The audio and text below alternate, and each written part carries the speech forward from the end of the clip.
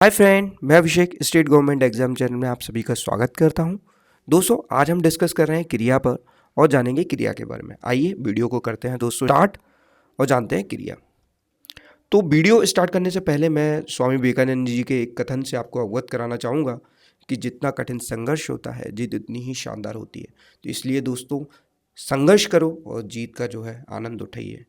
तो आइए वीडियो करते हैं स्टार्ट। क्रिया क्या होती है दोस्तों? क्रिया होती है ऐसे शब्द जिनसे किसी कार्य का करना या होना पाया जाए, उन्हें कहते हैं क्रिया। जैसे कि खेलना, तो खेलने से हमें पता चल रहा है कि बच्चा खेल रहा है। सोना, सोने से हमें पता चल रहा है कि बच्चा सो रहा है। और पढ़ना, कि हमें पता चल रहा है कि बच्चा पढ़ रहा है। तो ऐसे शब्द जिनसे किसी कार्य का करना या होना पाया जाए, उन्हें हम कहते हैं क्रिया। वाक्यों को बनाने के लिए क्रिया एक महत्वपूर्ण किरदार निभाती है। क्रिया हिंदी व्याकरण का एक महत्वपूर्ण अंग है। आप कह सकते हैं कि क्रिया के बिना वाक्य सूना सूना सा लगता है। देखिए कैसे। किताब पढ़ रहा है, जैसे कि राम किताब पढ़ रहा है, तो यहाँ पर पढ़ना बिल्कुल सही लग रहा है, क्रिया है। अगर मान लो मैं ये पढ़ना हटा देता तो क्या होता? राम किताब रहा है। कैसा लगता वाक्य? अधूरा लगता ना। इसीलिए क्रिया जो है वाक्य में महत्वपूर्ण एक भूमिका अदा करती है।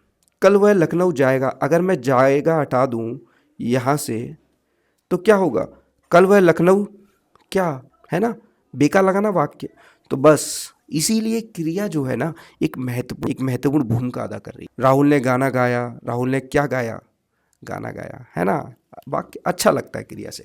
तो यही होती है दोस्तों क्रिया। अब जानते हैं क्रिया के दोस्तों प्रकार। क्रिया के वेद होते हैं दोस्तों। एक होती है क्रिया सकर्मक कर्म के आधार पर, एक होती है क्रिया रचना के आधार पर। कर्म के आधार पर क्रिया को हम दो भागों में बांटते हैं, एक होता है अकर्मक, एक होता है सकर्मक।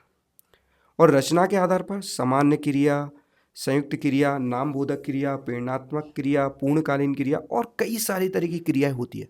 पर ये जो है महत्वपूर्ण क्रिया है, विभाग द्वारा इन्हीं से अक्सर ज़्यादातर प्रश्न पूछे जाते हैं। ठीक है, आइए हम पहले जानते हैं प्रयोग के आधार पर। जैसे कि हमने बताया ना, कर्म के आधार पर, प्रयोग के आधार पर क्रिया के दो भेद होते हैं। एक होता है सकर्मक, एक होता है अकर्मक। सकर्मक क्रिया भी दो तरह की होती है। जिसमें एक कर्म होता है उसे एक कर्मक, और जिसमें दो कर्म होता है, दो कर्म होते हैं उसे द्विकर्मक कहते हैं। अब जानते हैं हम अकर्मक क्रिया क्या होती है। जिन क्रिया का फल कर्ता पर पड़ता है वह क्रिया अकर्मक क्रिया कहलाती है। इस क्रिया में कर्म का होता है अभाव। जैसे कि श्याम पढ़ता है, श्याम क्या है? संज्ञा शब्द है। पढ़ना क्रिया है। इसमें कर्म कहाँ है दोस्तों? कर्म का अभाव है ना। श्याम पढ़ता है, कर्म नहीं है। अच्छा, एक नियम बताता हूँ मैं आपको, एक नियम बताऊँ इनको अकर्मक सकर्मक को पहचानने का। आप वाक्य में क्या से प्रश्न करो, अगर उत्तर मिलता है तो वो होगा सकर्मक। अगर उत्तर आपका नहीं मिलता है तो वो होगा अकर्मक। कैसे? देखो, पूजा हंसती है, पूजा क्या करती है? उत्तर मिला, नहीं मिला, ये क्या है? अकर्मक। ठीक है। मेघनाथ चिल्लाता है, मेघनाथ क्या चिल्लाता है? उत्तर मिल रहा है, नहीं मिल रहा, क्या है? अकर्मक। ठीक है। अब मैं एक उदाहरण देखिए यहाँ से लेता हूँ सकर्मक से। ठीक है। रमेश, ठीक है, मैंने प्रश्न किया क्या खाता है? उत्तर मिला फल।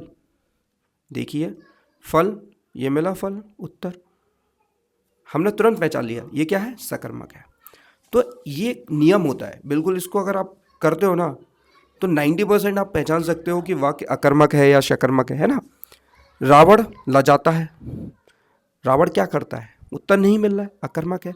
अब चलिए एक जो हम परिभाषा से देखते हैं, संज्ञा है, क्रिया है, कर्म कहाँ है? नहीं है। संज्ञा का सीधा यानी कि कर्ता का सीधा प्रभाव किस पर पड़ रहा है? क्रिया पर पड़ रहा है। या क्रिया का सीधा प्रभाव संज्ञा पर पड़ रहा है? कर्म पे है ही नहीं है। कर्म है ही नहीं है वाक्य में तो प्रभाव पड़ेगा नहीं। अब सकर्मक, जिस क्रिया में कर्म का होना जरूरी होता है वह क्रिया सकर्मक क्रिया कहलाती है।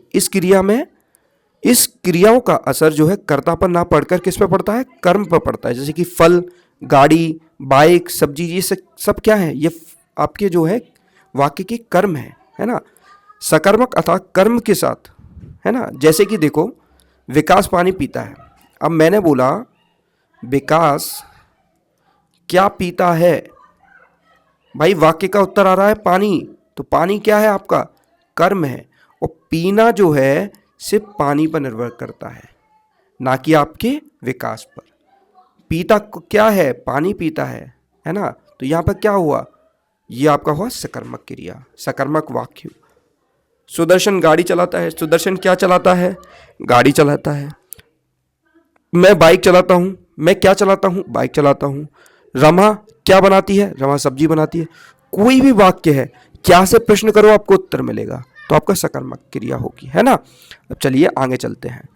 सकर्मक क्रिया के दो हमने वेद बताए थे। एक बताया था जिसमें एक कर्म हो, उसे बोलते हैं एक कर्मक। जिसमें दुई कर्म हो, जिसे बोलते हैं द्वि कर्मक। एक कर्मक मतलब क्या होता है? जैसे कि राम गाड़ी चलाता है, ठीक है, एक ही कर्म है क्रिया का, गाड़ी, है ना। जैसे कि इसमें चलाना क्रिया का, गाड़ी जो है कर्म है, तो ये एक ही कर्म है, इसलिए इसे एक कर्मक। अब एक अन्य उदाहरण देखते हैं। श्याम ने राधा को रुपए दिए। श्याम ने राधा को रुपए दिए, तो यहां पर देना क्या हुआ? क्रिया हुई। और क्रिया के कौन कौन से कर्म हुए? एक तो रुपए हुआ, एक हो गई राधा। कैसे हुई? देखो, जिस क्रिया में दो कर्म होते हैं वो द्वि कर्मक कहलाती है। पहला कर्म होता है सजीव, यानी कि एक व्यक्ति जो जीवित हो। दूसरा कर्म होता है निर्जीव, जैसे कि रुपए चल नहीं सकता, निर्जीव है, तो ये होता है द्विकर्मक। अब आइए हम चलते हैं संयुक्त क्रिया पे। क्रिया के जो हमने प्रकार बताए थे।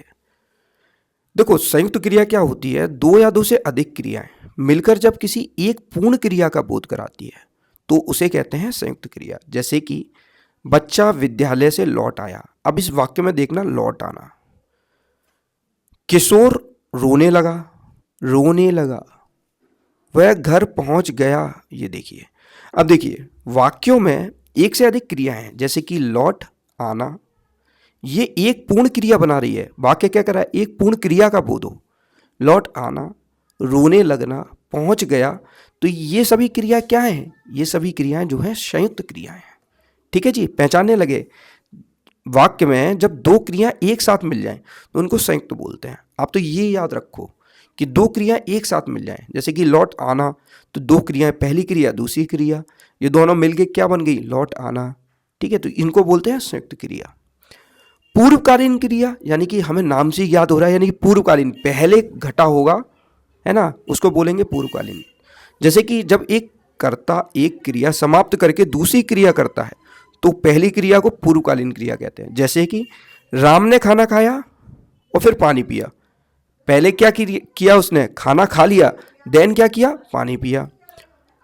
शोर सुनकर मीरा पहले मीरा ने क्या किया? शोर सुना, फिर दूसरा क्या किया? जाग गई। ठीक है, तो यहां पे क्या हुआ? कर्ता ने एक क्रिया समाप्त होने के बाद दूसरी क्रिया की। ठीक है, तो ये होता है पूर्वकालीन। नाम से याद हो रहा है, पूर्वकालीन। प्रेरणार्थक, मैंने आपको प्रेरणा दी कि आप पढ़ने लगो। ठीक है, तो ये हो गई प्रेरणात्मक क्रिया। अब समझिए परिभाषा। कर्ता स्वयं कार्य न करके किसी अन्य को काम करने के लिए प्रेरित करे। मैंने आपको भी प्रेरणा दी ना, पढ़ने लगो। आप क्या करने लगे? पढ़ने लगे। तो मैंने तो काम नहीं किया, मैंने आपको बस प्रेरणा दी कि आप काम करो, तो आप करने लगे, है ना। तो यही होती है प्रेरणात्मक क्रिया। मालिक ने नौकर से कार साफ करवाता है, तो मालिक खुद तो नहीं करता, किससे कराता है? नौकर से कराता है। अध्यापक बच्चे से पाठ पढ़वाता है, अध्यापक खुद तो नहीं पढ़ रहा, बच्चे से पाठ पढ़वाता है। मैंने राम को पत्र लिखवाया, स्वयं तो नहीं लिख रहा, उसने राम से पत्र लिखवाया। तो ये सब क्या हुई? प्रेरणात्मक क्रिया हो गई। एक आती है नामबोधक क्रिया। अब नामबोधक क्रिया क्या होती है? संज्ञा और विशेषण के साथ क्रिया जुड़ने से नामबोधक क्रिया बन जाती है। जैसे कि देखो, गाली क्या है? एक संज्ञा शब्द है, इसमें मैंने जोड़ दिया भाई नामबोधक बनाने के लिए। मैंने क्या बोल दिया? गरियाना, हाथ से हथियाना, लात से लतियाना। ठीक है, विशेषण में क्या होता है? जैसे गर्म है तो गरमाना, लालच ललचाना, तो ये सभी क्या हुई? नामबोधक क्रिया हुई। और इसी के साथ दोस्तों ये वीडियो होता है समाप्त। वीडियो अच्छा लगे तो प्लीज़ इसे लाइक कीजिए, शेयर कीजिए और ऐसा ही अपना प्यार हम लोगों के साथ बनाए रखिए। इसी के साथ मैं दोस्तों मिलते हैं नेक्स्ट वीडियो में। धन्यवाद दोस्तों।